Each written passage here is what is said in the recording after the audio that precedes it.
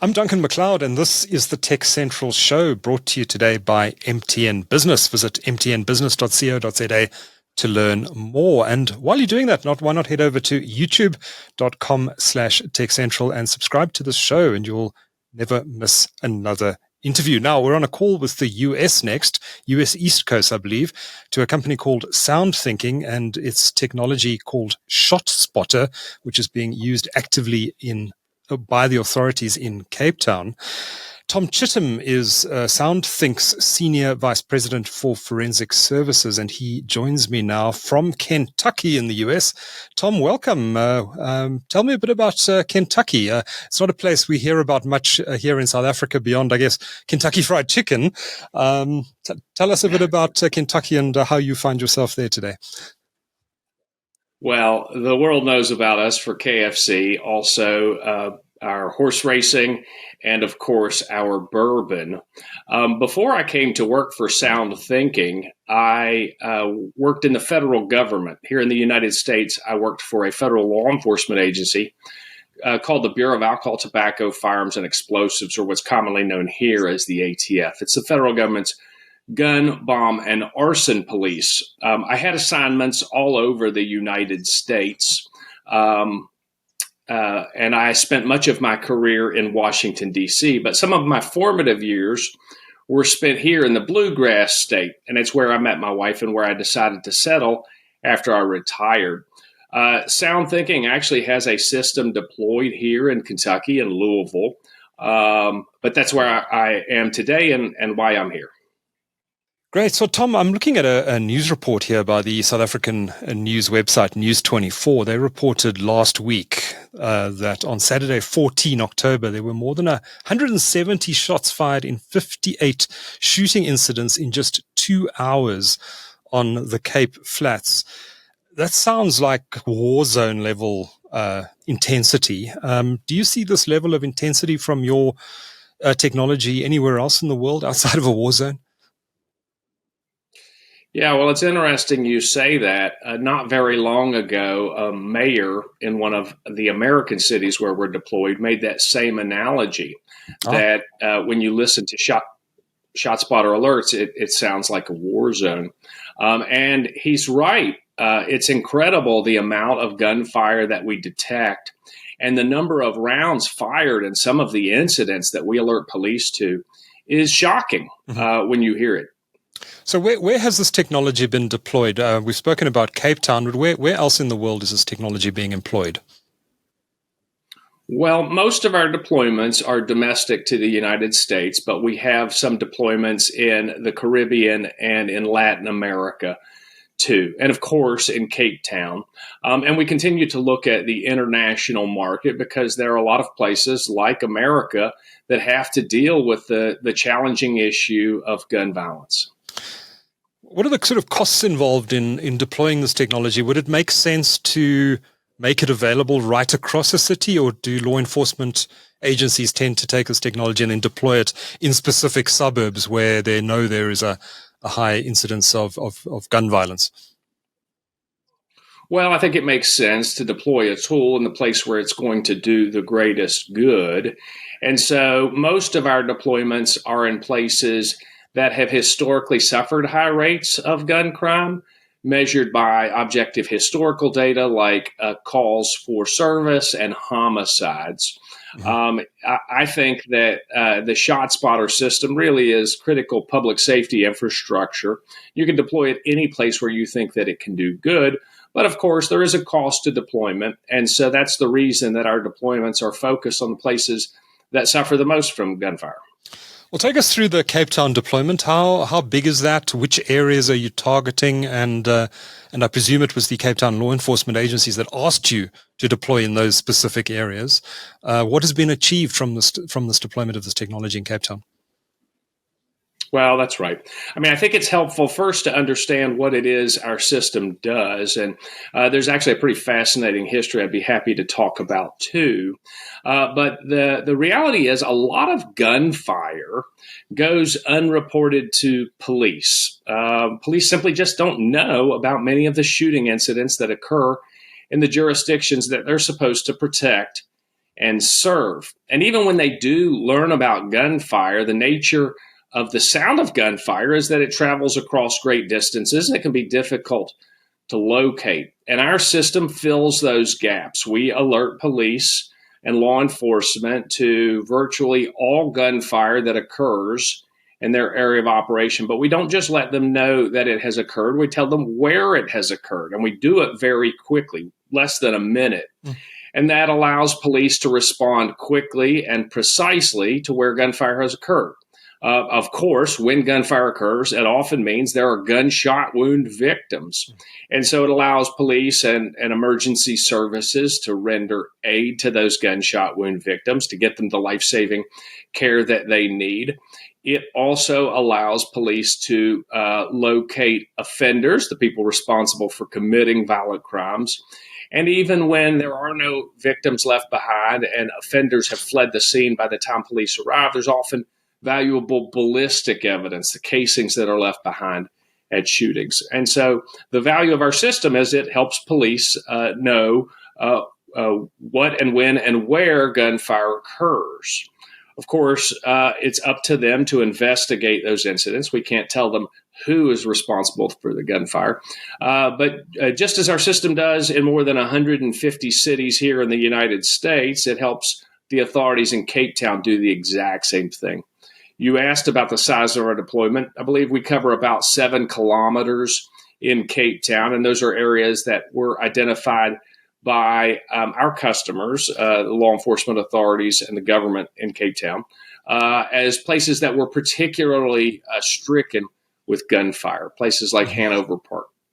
Right. Places on the Cape Flats, which we know have high incidence of gun violence. But I want to get into exactly how the technology works from a technical perspective. But what has this actually resulted in Cape Town? Have there been more arrests, more convictions as a direct result of the deployment of this technology?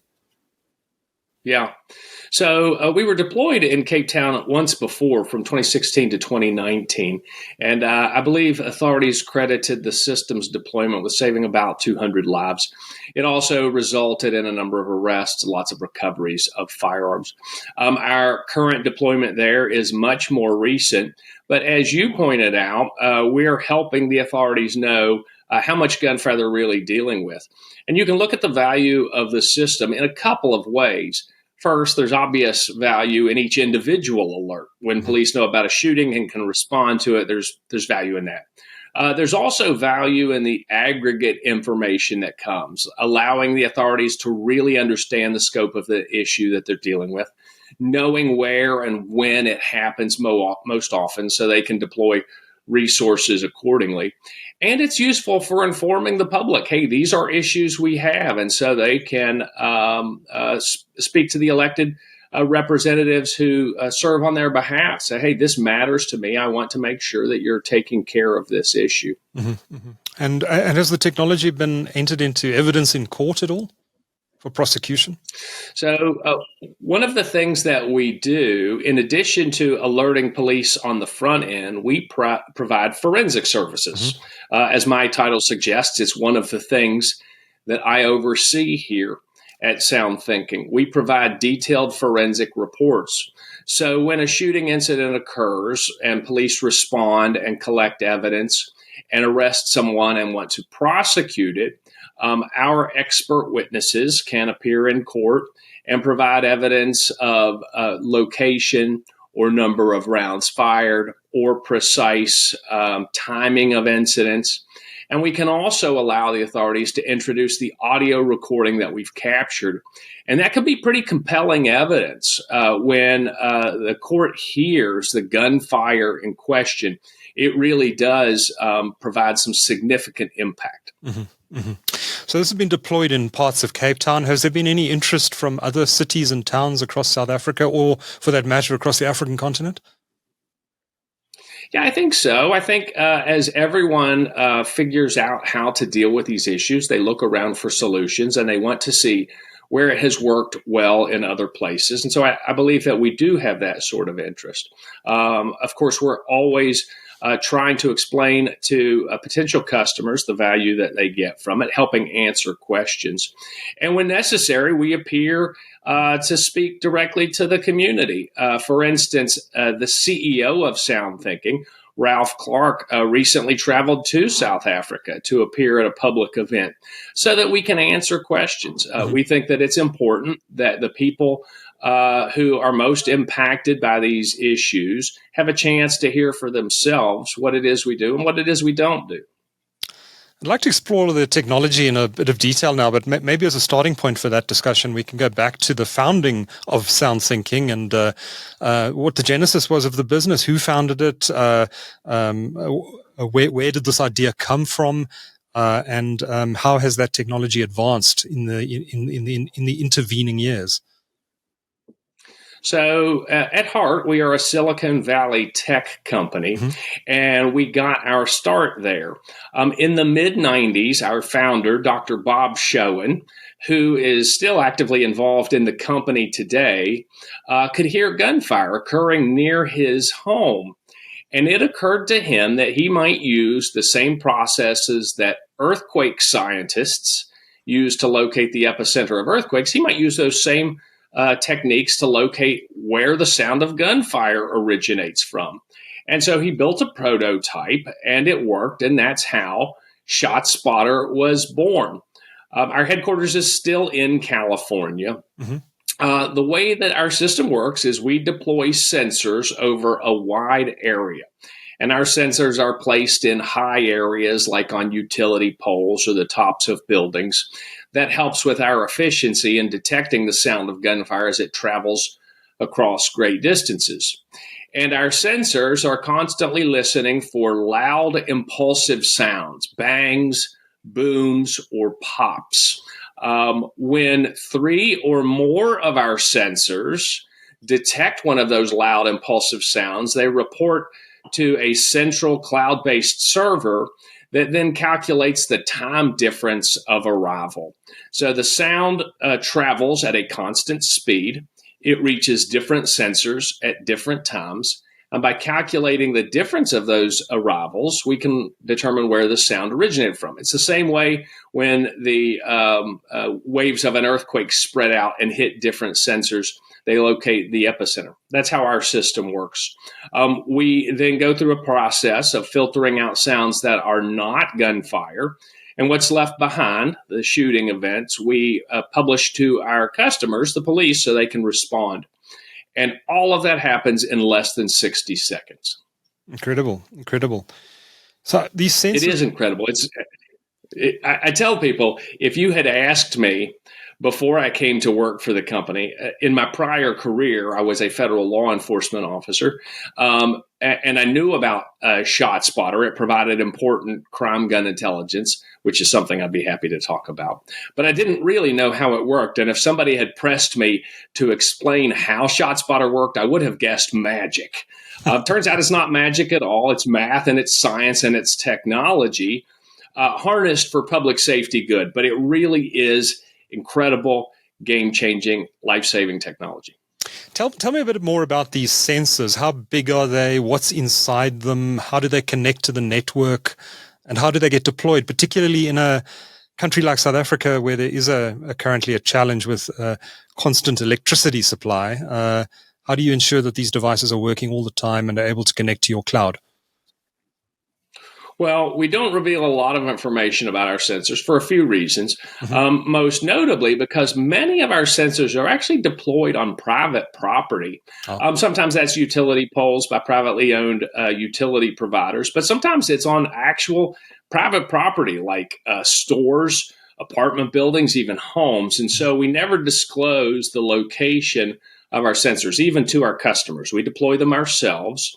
They are not very large. Occasionally, you will see publicly posted photographs of what are purported to be our sensors. Very frequently, they are not. They are what somebody envisions with some sort of satellite dish thing.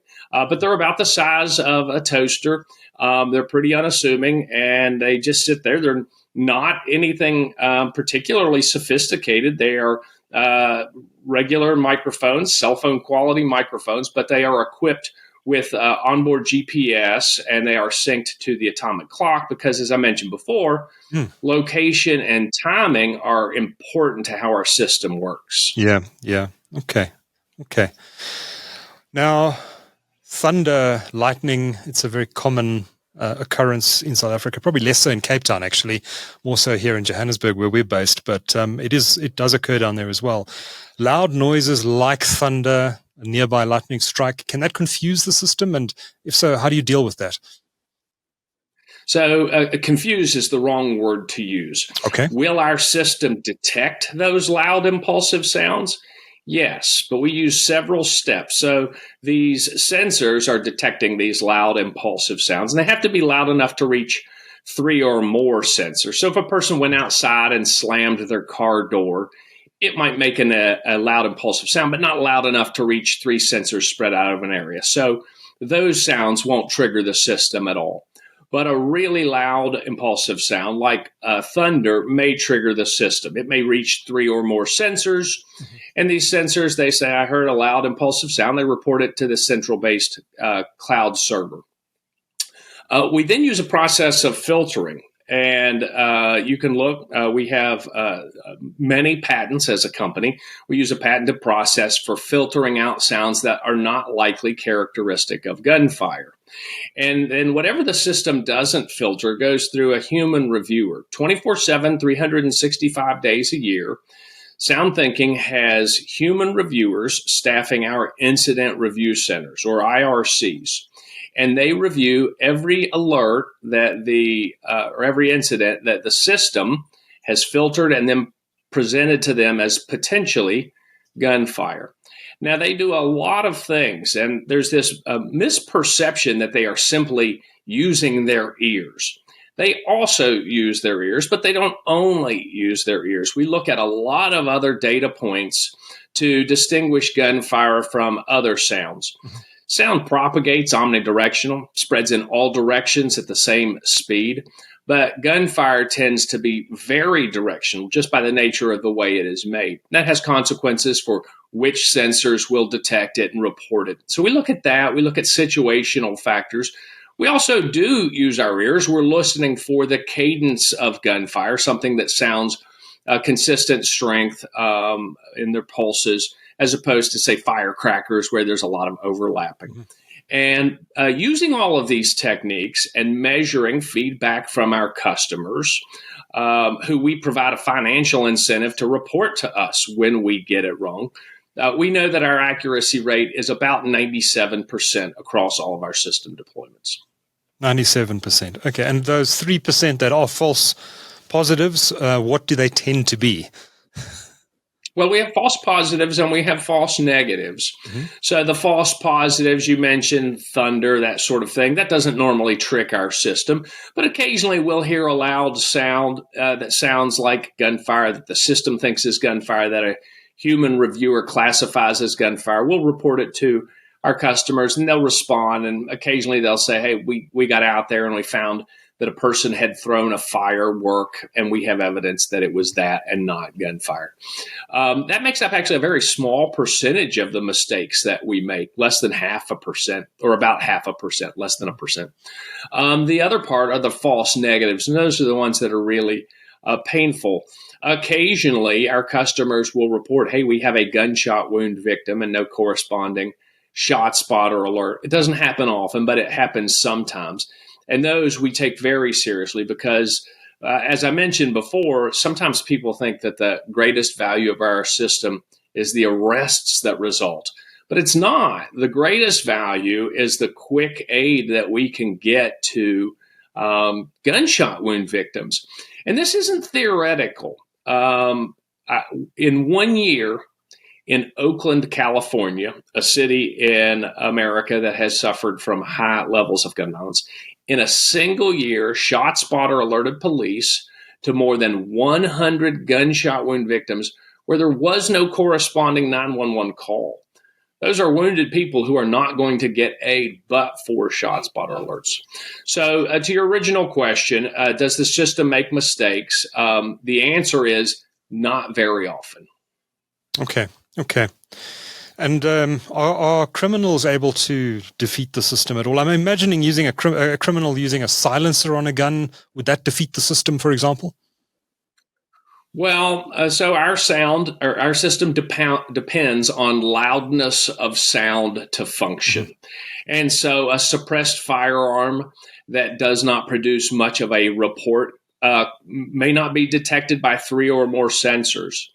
A shooting incident that occurs in an enclosure, like inside a car or in a home, may not reach our sensors. And small caliber firearms like 22 caliber firearms may not produce a loud enough report to reach our system. Doesn't mean that our system can't detect those things. Very often we will detect things like a 22 caliber shooting incident. But because the system depends on it, we may not. The other thing is we operate in a dynamic real world where there are myriad factors that can influence how sound travels.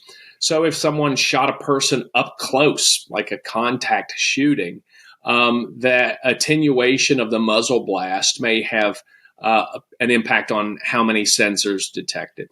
So there are limitations to what the system can do. And there are, I suppose, sophisticated criminals who may try to defeat it. If they knew exactly where our deployments were, they may try to commit their crimes outside that coverage area. It's part of the reason that we don't report precisely where our system is or what our sensors look like, because they may attempt to vandalize, steal, destroy them, or retaliate against the property owners who've allowed us to deploy our sensors on their property. Out of interest, cities that have deployed this technology, including Cape Town and the cities in the US, does law enforcement tend to go and check out every single incident that is detected by the system? The reason I'm asking this, I see the city of Cape Town has been talking about potentially introducing drones in the fight against crime. And I imagine drones might be a useful means of going to check out the site of a gunshot that was detected by your system to see if there is actually a problem there, rather than deploying the limited resources a city might have available in terms of law enforcement officers. How are cities around the world using this technology and responding to it when incidents are detected? Well, there are a couple of things in there. One, yes, some of our customers are using drones. In fact, during the time that our CEO was in South Africa, an alert came in, a drone was deployed, and was actually able to lead to the arrest of a couple of suspects who I believe were wanted for murder charges. Wow. That's a real world example of how what you're describing really can happen. Our system is a tool. But it is just a tool, and there's no single answer to addressing gun violence. But we think our system, used in concert with others, layered with crime gun intelligence, other sources of information on who is committing violent crime, as well as deployment with other pieces of technology like cameras, like drones, or other integrations, which is something that we do commonly and in lots of places, really can increase the value of it. The other thing that you mentioned about the drones and the efficiency, I would like to point to a place where ShotSpotter is not deployed. So we talked before that much of the gunfire goes unreported. So in those places, police know about only a fraction of the gunfire that occurs anyways. Research and our experience suggests 80 to 90% of gunfire goes unreported to police. But let's say in that 20% that they do learn about, they're getting incomplete information. Your average 911 caller who's reporting what they think is gunfire has very little information to provide. Sometimes they can't say where it occurred. They say it sounds like it happened out front of my house, but they can't say if it happened on their block or 2 blocks over or 3 or 4 blocks over. And we know gunfire, the sound of it will travel a long distance. So what are police to do? Well, they deploy all of the resources that they can, and they just roam around hoping that they come across the incident. Maybe they will find the victim. Of course, maybe they will drive through the crime scene. Maybe they won't find the person at all. And so our system allows them to be more efficient with the resources that they do have. Rather than roaming around and searching, they can go right to where the place occurred. The other thing is we provide them an audio clip. Every officer who responds to a ShotSpotter alert can listen to the gunfire for him or herself. That helps them understand the circumstances that they'll be going into. And so you asked about police responding to every incident. We encourage giving priority to gunshot alerts. As we mentioned, very often when you're dealing with gunfire in urban areas, time is of the essence. There are wounded people who need that help. But we also think by using our tool effectively, police can be efficient in the way they use the resources. Fascinating technology. Tom Chittum is Senior Vice President for Forensic Services at SoundThinking. Tom, if anyone wants to learn more about this tech, what's the best website to visit? Well, if you go to our website, SoundThinking.com, you can find lots of information about the acoustic gunshot detection system we've been discussing, ShotSpotter, but also the other technology solutions that our company has that help police respond more effectively, more efficiently, more equitably to the crimes that they face in their area. All right, tell us a bit about those other technologies that you offer. Well, for instance, we have a system that allows police to search across law enforcement databases. It's like Google for cops. We have a case management system that allows them to compile, organize, and share the data they collect called Case Builder. And we have a patrol management solution. When police have to patrol a large area, we use data and a system called risk terrain modeling to tell them where it might be most efficient to use the resources and to ensure that the resources are being deployed around the area and not unnecessarily concentrated in one area, placed on the gut of police. Instead, we use objective data. We've also recently acquired another company that allows for a passive weapons detection. So not a gun being fired, but a gun being carried. And so there's a lot of things that we're doing. I think I mentioned it at the start of the show, but I spent virtually all of my adult life working in federal law enforcement here in the United States, focused mostly on gun crime. And when I retired, I couldn't have been more excited to come to this company because I saw incredible potential in this technology and the platform it was producing to improve policing, to save lives, and to reduce crime. It's why I'm happy to be here today and why I was happy to talk to you about it. Excellent. Tom Chittum, as I said, is Senior VP for Forensic Services at SoundThinking, the owner of ShotSpotter. Thank you for a fascinating interview, and thanks for talking to TechCentral today. Well, thanks for having me. I really enjoyed it.